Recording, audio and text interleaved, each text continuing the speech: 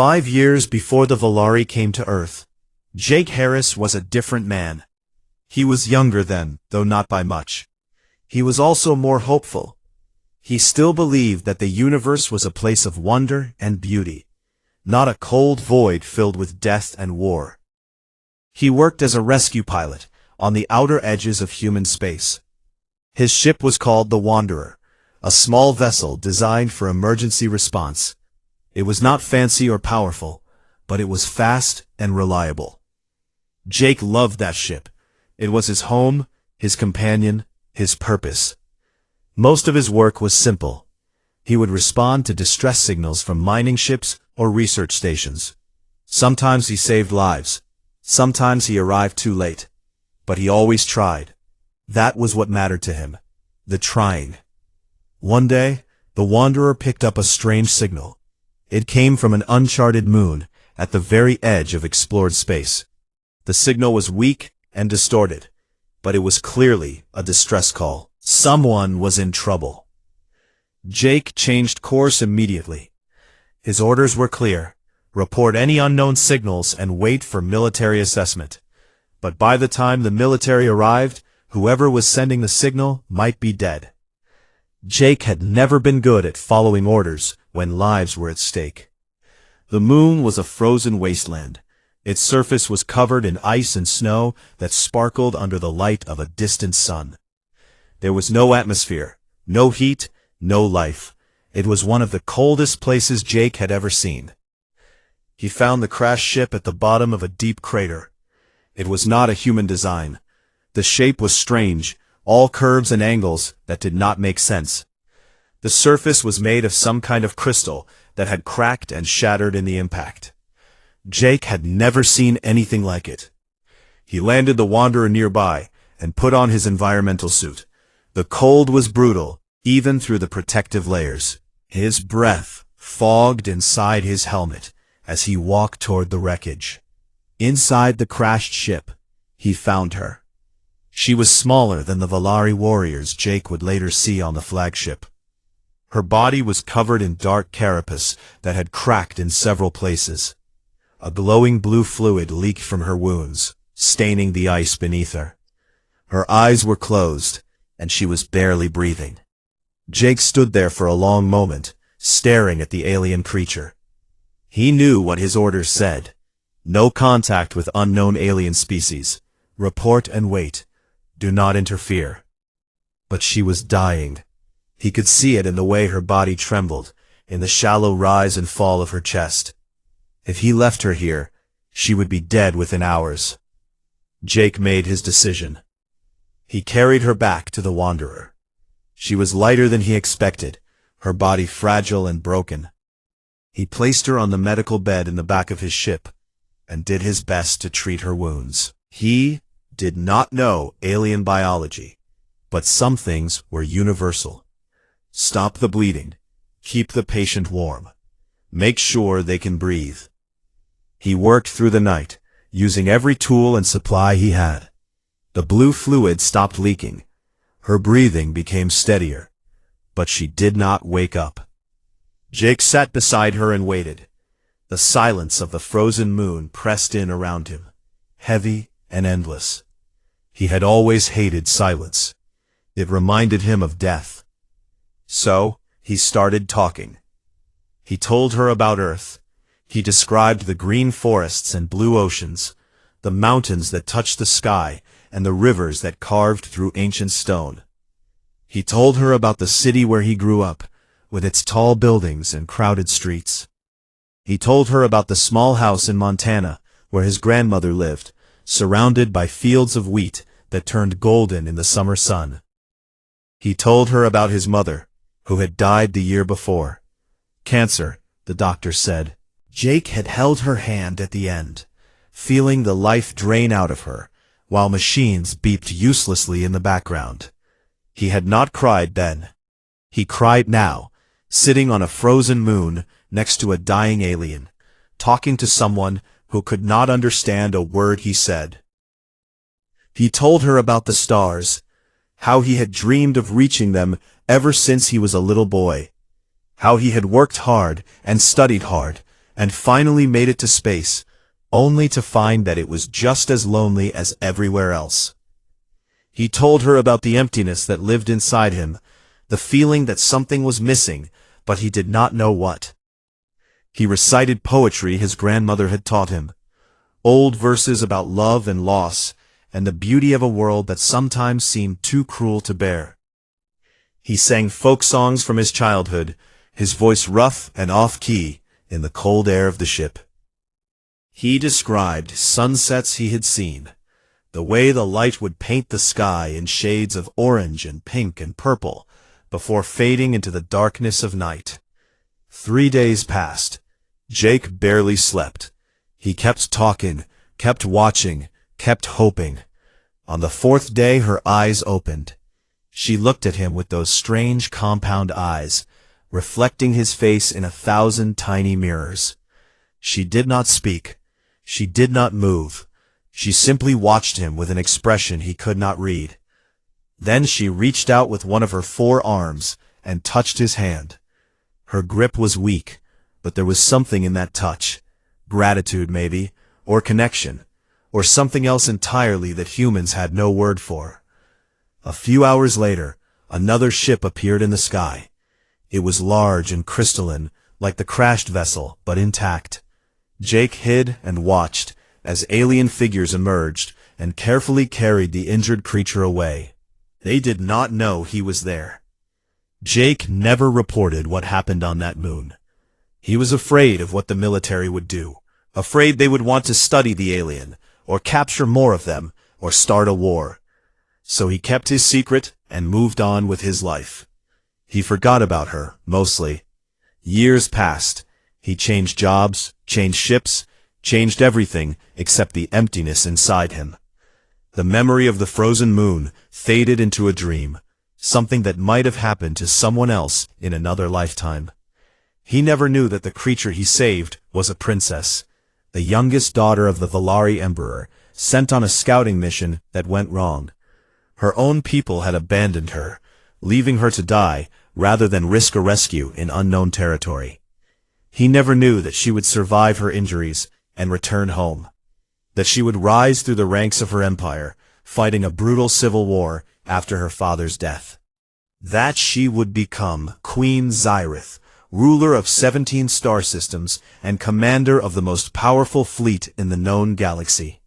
And he never knew that the Valari possessed perfect auditory memory, that every word he had spoken on that frozen moon was preserved in her mind like sacred text, that she had carried his voice with her through years of war and politics and pain, a reminder that the universe contained more than conquest and death. He never knew any of this, not until he stood in her throne room 5 years later and heard her say the words that changed everything. The throne room was silent. Thousands of Valari warriors stood frozen in place, watching their queen circle around the human who had come to beg for peace. This was not normal. This was not how things were done. The queen did not leave her throne for anyone. She did not show interest in lesser creatures. She conquered them or she ignored them. There was no middle ground. But Queen Zyrith was not behaving like herself, and nobody understood why. Jake stood very still as the massive alien moved around him. His heart was beating fast, but he forced himself to stay calm. Amy had her hand on her weapon, ready to fight even though they all knew it would be pointless. Dr. Cole was staring at the Queen with wide eyes, his translator device clutched in his trembling fingers. "Your Majesty," Jake said carefully, "I apologize if we have met before. I mean no disrespect. If I have offended you in some way—" "Silence," the Queen said. It was soft, almost wondering. "You truly do not remember." Jake searched his memory. The frozen moon, the dying alien. It had been 5 years ago. He had tried so hard to forget, to bury that strange experience in the back of his mind. But now, it was coming back, piece by piece like a puzzle assembling itself. "The creature I found," he said slowly, "the one in the crashed ship, that was you?" Queen Xereth stopped in front of him. Her compound eyes reflected his face in countless tiny images. "Yes," she said, "that was me. Before I was queen, before I was anything. I was dying in the dark, and you saved me." She turned away from Jake and faced her court. When she spoke again, her voice was loud enough for everyone to hear. The clicking, whistling sounds of the Valari language filled the throne room like music. Dr. Cole leaned close to Jake. "She is telling them what happened," he whispered, "about the crash, about being abandoned by her escort, about a human who found her and kept her alive for 3 days." His voice was shaking. "She says you talked to her the entire time. She says she could not understand the words, but she understood the kindness behind them." Jake watched the warriors as the queen spoke. Their postures were changing. Some looked confused. Others looked angry. A few were staring at Jake with something that might have been wonder. "She says that your voice planted a seed in her mind," Dr. Cole continued. "A question she had never asked before. Why must the Valari always destroy? Why must they conquer and kill? She says she spent years trying to answer that question. She says she still doesn't have an answer." The queen finished speaking and turned back to Jake. The room was so quiet, he could hear his own breathing. "I became queen through blood and fire," Xereth said. "My father died, and my brothers fought for the throne. I did what I had to do to survive." She paused. "But I never forgot the frozen moon. I never forgot the human who stayed with me when my own people left me to die." Jake did not know what to say. He had expected to face a monster, a creature of pure evil who wanted to destroy his world. But the being standing before him was something far more complicated. She was a ruler torn between two paths, carrying a memory that had haunted her for years. "When I took the throne, I tried to change things," the queen continued. "I wanted to stop the endless wars. I wanted to find another way. But the old traditions are strong. The generals demanded new conquests. The people expected victory. I could not refuse them all." Her voice became harder. "Your species was chosen because you were weak, because you would fall quickly, and the victory would satisfy my warriors without costing too many lives. It was supposed to be simple. A quick conquest, and then we would move on." Jake felt a cold anger rising in his chest. "Our world is not simple," he said. "Our people are not simple. We may be weak compared to your fleet, but we will fight to the last person before we surrender." "I know," the queen said. "I have seen your transmissions. I have studied your history. Your species fights wars among yourselves constantly. You destroy your own planet with pollution and greed. And yet you also create beautiful things, art and music and poetry. You show kindness to strangers. You save dying creatures on frozen moons, even when there is no reward for doing so." She moved closer to Jake, and her voice dropped to almost a whisper. "You confuse me, human. Your species confuses me. You are capable of such cruelty and such beauty, sometimes in the same moment. I do not understand you." "Maybe that is because we do not understand ourselves," Jake said. Then she made a sound that might have been laughter. "Perhaps you are right." She turned to face her court again. "I must make a choice," she announced. "The warrior I was raised to be demands that I complete the conquest. The traditions of my people demand blood and victory. But the voice I carry within me asks a different question. What if there is another way?" A ripple of movement passed through the warriors. Some of them stepped forward, their postures aggressive. Jake could feel the tension in the room, like electricity in the air. One warrior stepped out of the line. He was larger than the others, his carapace covered in scars that spoke of many battles. His voice was deep and harsh when he spoke. "General Keth," Dr. Cole whispered to Jake. "Commander of the invasion fleet. He is challenging the queen." Keth spoke for several minutes. His tone was angry, dismissive, almost mocking. Other warriors began to nod their heads. The situation was getting dangerous. "He says the queen has gone soft," Dr. Cole translated. "He says a single human cannot be allowed to stop the will of the Empire. He says if the queen will not lead the conquest, perhaps someone else should." Jake watched Queen Xyrith carefully. Her posture had changed. She stood taller now, her forearms held at her sides in a way that looked almost relaxed. But Jake had seen that same posture in fighters before a battle. It was the calm before the storm. "General Keth," the queen said, "you forget your place." "And you forget yours," Keth replied. "You are queen because you killed your brothers. Perhaps it is time for someone else to kill you." The throne room erupted into chaos. Jake grabbed Amy and Dr. Cole and pulled them back against the wall. Warriors were moving everywhere, some toward the queen and some toward Keth. The sound of clicking and screeching filled the air. Jake could not tell who was fighting whom or which side was winning. All he knew was that the fate of Earth now hung on the outcome of an alien civil war, and there was nothing he could do but watch. The fighting lasted only minutes, but it felt like hours. Jake pressed himself against the wall, shielding Amy and Dr. Cole with his body. Around them, Volari warriors clashed in brutal combat. The sounds were terrible, clicking and screeching and the wet crack of breaking carapace.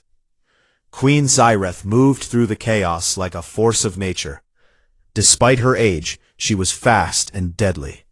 Her forearms struck with precision, and warriors fell before her like grass before a scythe. Jake watched in amazement as she fought off 3 attackers at once, her movements fluid and graceful, despite her massive size. General Keth pushed through the crowd, heading straight for the queen. He was armed with a weapon that looked like a blade made of solidified light. It hummed as it cut through the air, leaving trails of white energy behind it. The queen and the general met in the center of the throne room. Their battle was fierce and fast, almost too quick for human eyes to follow. Keth was younger and stronger, but Xyrith had centuries of experience. They traded blows that would have killed any human instantly. Finally, the queen found an opening. Her lower right arm shot forward and struck Keth in the chest. He staggered back, his weapon falling from his grip. Before he could recover, Xyrith brought her upper arms down on his head with crushing force. General Keth fell to the ground and did not move again. The fighting stopped. The surviving rebels looked around, seeing their leader dead and their cause lost. One by one, they dropped their weapons and lowered themselves to the ground in surrender. Queen Xyrith stood over Keth's body, breathing heavily. Then she swayed and nearly fell. Jake saw the wounds on her body, the places where the general's blade had cut through her carapace. Blue fluid leaked from a dozen gashes. Without thinking, Jake ran toward her. Warriors moved to stop him, but the queen raised one arm and they stepped back. Jake reached her just as her legs gave out. He caught her, struggling to support her massive weight. "Medical help," he shouted. "She needs medical help now." The Volari surgeons worked through the night. Jake sat outside the queen's chambers, refusing to leave. Amy brought him food that he did not eat. Dr. Cole tried to convince him to rest, but Jake would not move. "Why do you care so much?" Amy asked softly. "You barely know her.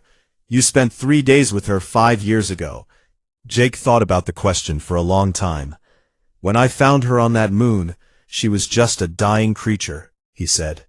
"I did not know she was a princess. I did not know she would become queen. I helped her because it was the right thing to do. Because leaving someone to die alone is wrong, no matter who they are." He paused. "And now she has fought for the chance to save my world. She nearly died trying to give humanity a future. How can I not care about someone who did that?" Amy nodded slowly. She did not fully understand, but she accepted his words. Days passed. Jake stayed at his post. He slept in short bursts, leaning against the wall. He talked to the Volari guards, learning bits of their language. They seemed confused by him, this small human, who refused to leave their queen's door. On the 7th day, the door opened. A Volari surgeon emerged, and spoke in rapid clicks and whistles. Dr. Cole had arrived by then, and he translated. "The queen will survive," he said, "but she is weak. She wants to see you, Jake. Only you." Jake entered the chamber. It was large and warm, filled with soft light that pulsed like a heartbeat. The queen lay on a bed that seemed to be made of the same living crystal as her ship.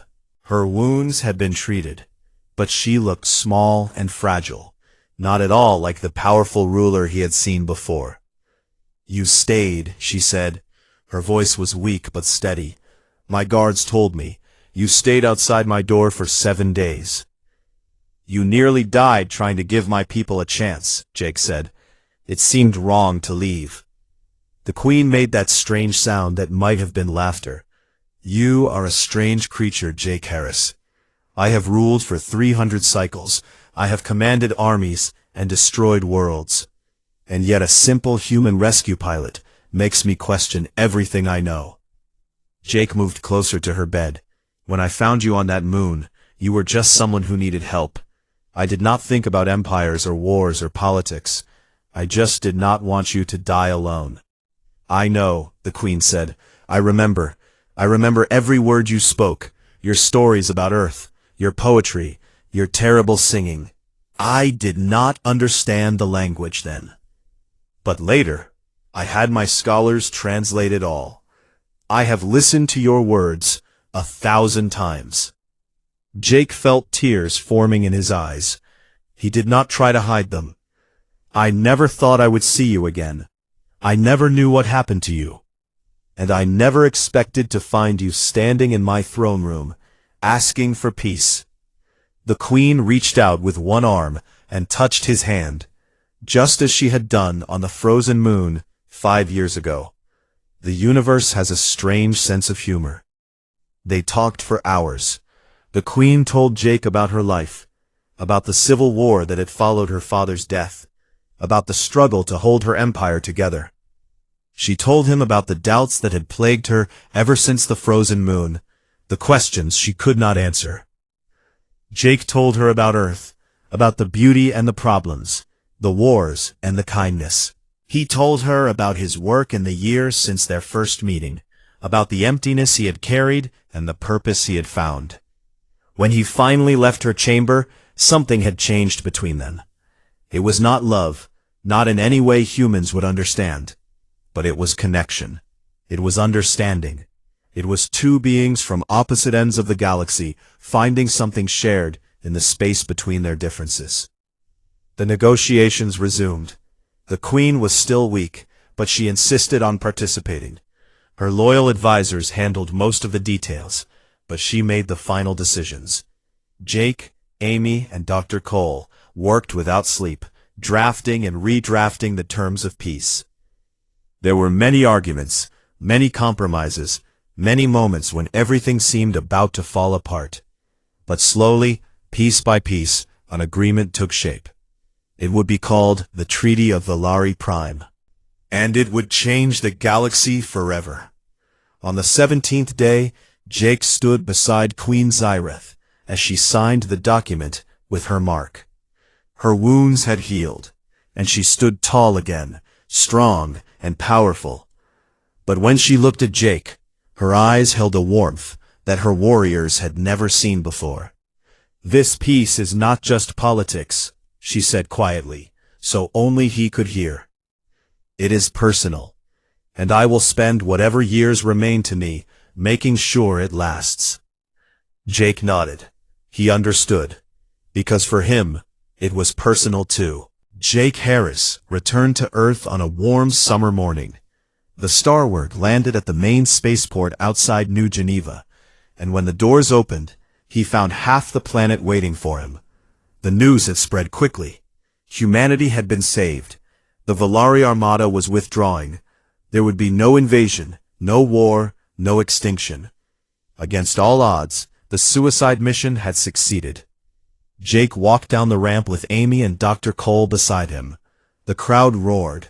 People were crying, laughing, holding signs with his name on them. He was a hero, the man who had stopped the alien conquest with nothing but words. He hated every moment of it. The celebrations went on for weeks. Jake was given medals and awards. He met with presidents and prime ministers. He gave speeches and interviews. Everyone wanted to hear the story of how he had saved humanity. But Jake never told them the real story. He never mentioned the frozen moon or the dying princess he had saved 5 years ago. He let them believe that it was his skill as a negotiator, his bravery under pressure, that had won the peace. Only Amy and Dr. Cole knew the truth, and they kept his secret. The reason was simple. Jake did not want humanity to think they had been saved by luck. He wanted them to believe they had earned their survival through wisdom and courage. The truth, that one small act of kindness had stopped an empire, seemed too fragile to share with the world. The months after the treaty were busy. Earth had to establish diplomatic relations with the Valari Empire. Trade agreements had to be negotiated. Cultural exchanges had to be planned. Jake found himself serving as an advisor to the United Earth Council, helping them navigate the strange new relationship with their former enemies. He did not enjoy the work. He was not a politician or a diplomat. He was a rescue pilot who had done one extraordinary thing and now could not escape the consequences. A year after the treaty signing, Jake received an invitation from Queen Zyreth. She wanted him to visit Valari Prime, their homeworld. It would be the first official human delegation to the heart of the Empire. Jake accepted immediately. Valari Prime was nothing like he had imagined. He had expected a world of war and darkness, but what he found was beautiful. The cities were made of the same living crystal as the ships, glowing with soft light that changed color with the time of day.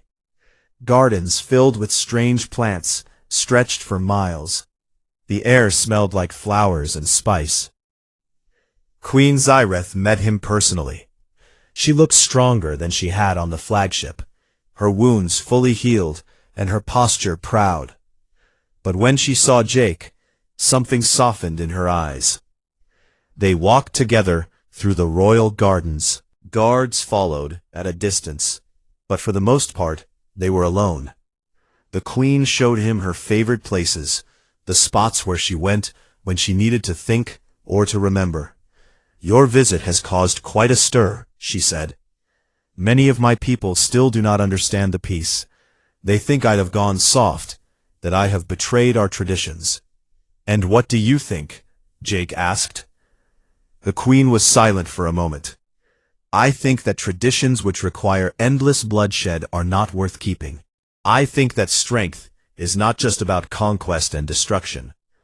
I think that the universe is large enough for many species to live without constantly trying to kill each other." She turned to face him. "I think that a human who saved a dying alien on a frozen moon understood something that my people have forgotten, that kindness is not weakness, that mercy is not surrender, that sometimes the bravest thing you can do is refuse to fight."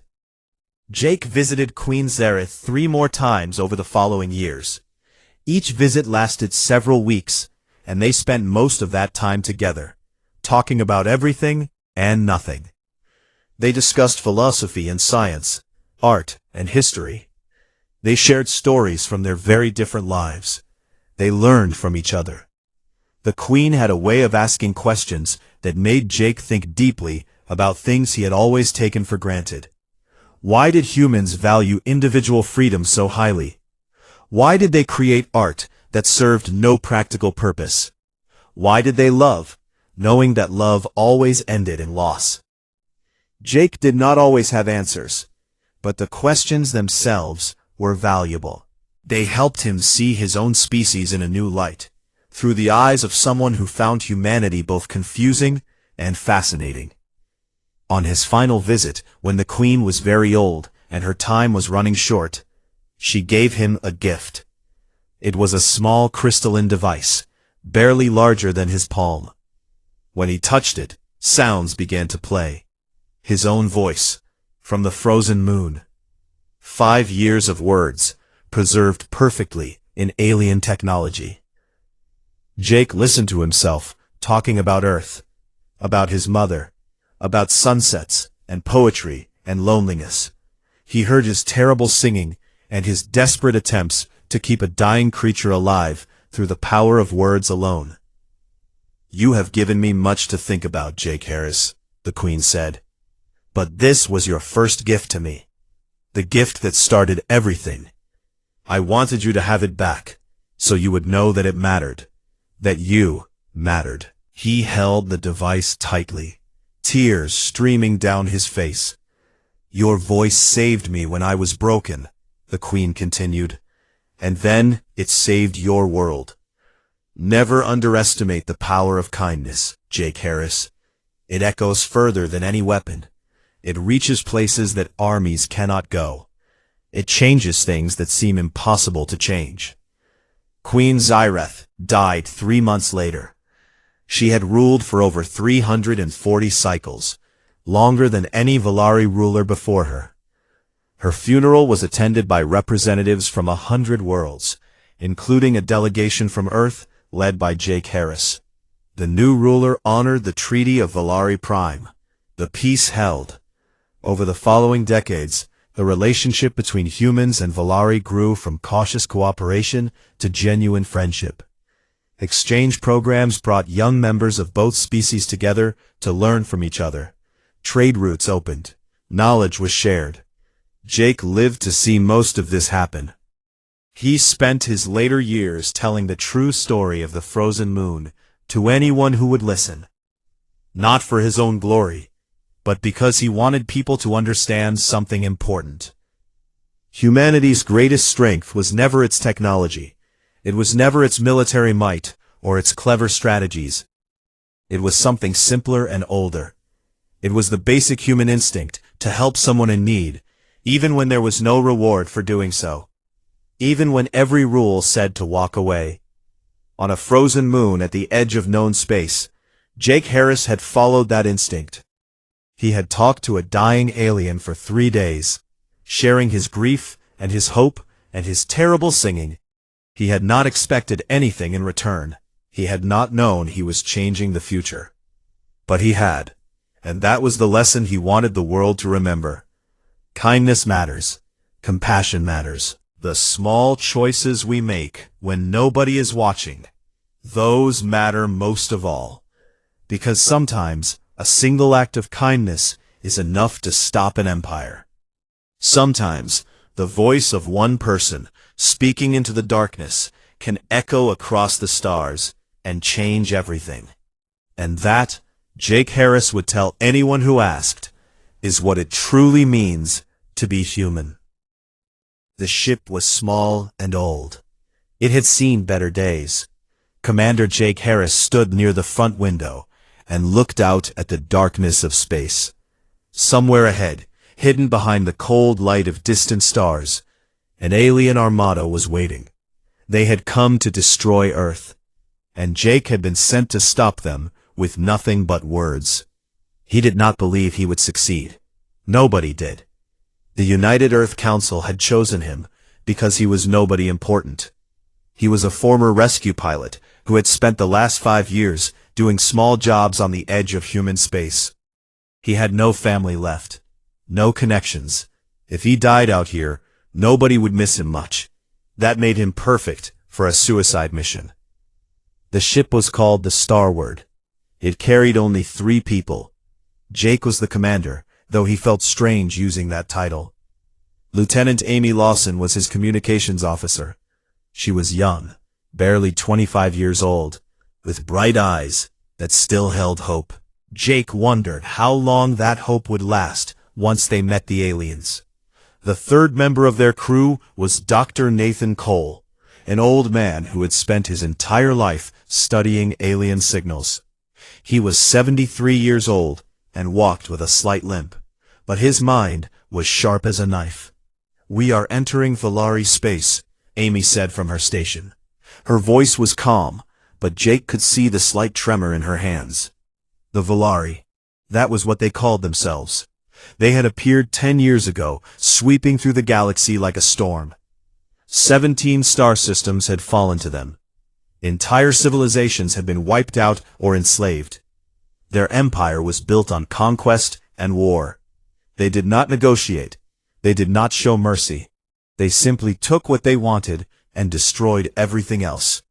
Now they had come for Earth. Jake looked at the tactical display. The Volari fleet was massive. Hundreds of ships, each one larger than anything humanity had ever built. Their flagship was a crystalline structure that seemed to glow from within, like a giant jewel floating in the void. It was beautiful in a terrifying way. "Send the greeting," Jake said. Dr. Cole had spent weeks preparing the message. It was written in the Volari language, using phrases that were supposed to show respect and a desire for peace. Whether the aliens would care was another question entirely. Amy transmitted the signal.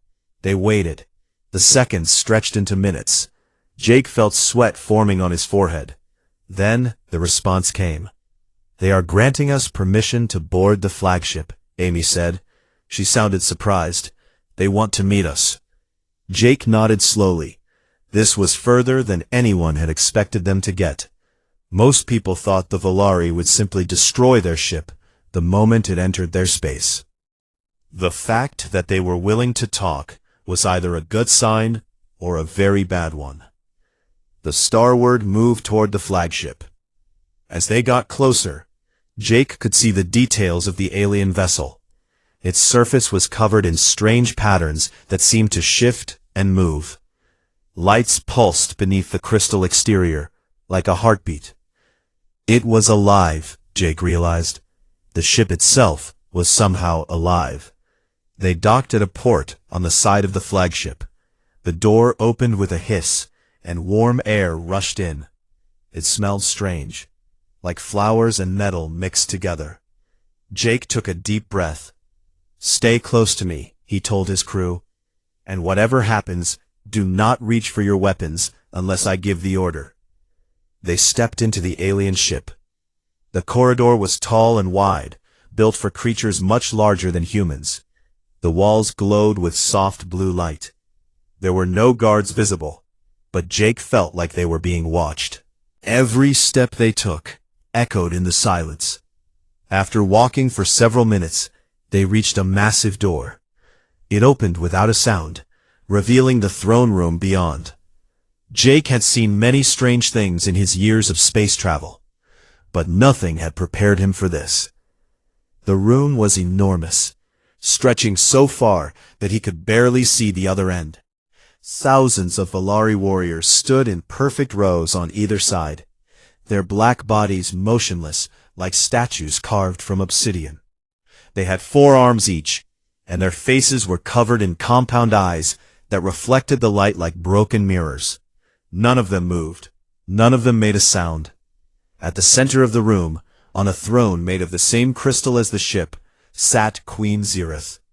She was larger than the warriors, her body covered in patterns of gold and silver that marked her royal status. Her 4 arms rested on the sides of her throne, and her eyes seemed to see everything at once. She was ancient, Dr. Cole had said. She had ruled the Volari Empire for over 300 cycles. She had conquered worlds and destroyed civilizations. And now she was looking directly at Jake. Jake stepped forward. His heart was pounding so hard he thought it might burst, but he kept his face calm and his voice steady. He had practiced this moment 100 times. "Great Queen of the Volari Empire," he began, speaking the words Dr. Cole had taught him. "I come as a representative of the human species. We seek peace between our peoples. We ask only for the chance to—" He never finished the sentence. Queen Zereth raised one of her 4 arms. The gesture was small, but its effect was immediate. Every warrior in the room went completely still. The silence became so deep that Jake could hear his own heartbeat. The queen rose from her throne. She was massive, towering over Jake like a mountain. She moved down the steps toward him with a speed that made Amy gasp and reach for her weapon. Jake held up his hand to stop her. The Queen stopped just inches from Jake's face. Her compound eyes studied him with an intensity that made his skin crawl. Her mandibles clicked in a strange pattern, making sounds that Dr. Cole's translator could not understand. Then she spoke. "The voice," she said.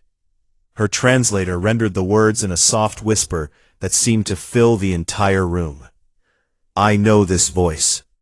Jake stared at her in confusion. "Your Majesty, I do not understand. We have never met before." But the Queen was not listening. She circled around him slowly, her eyes never leaving his face. Her warriors watched in silence, their bodies tense with confusion. This was not how their queen behaved. This was not part of any protocol they knew. "5 cycles ago," the Queen said, "the frozen moon, the crashed ship, the darkness and the cold." She stopped in front of Jake again, and something changed in her posture. Her voice became softer, almost gentle. "You were there. You spoke to me when I was dying, when my own people had left me to die alone." Jake felt the blood drain from his face. The memory hit him like a punch to the stomach. A frozen moon, a crashed alien ship, a dying creature he had tried to save. "That was you?" he whispered. The Queen did not answer. She simply stood there, looking at him with eyes that held secrets he could not begin to understand. And in that moment, everything changed.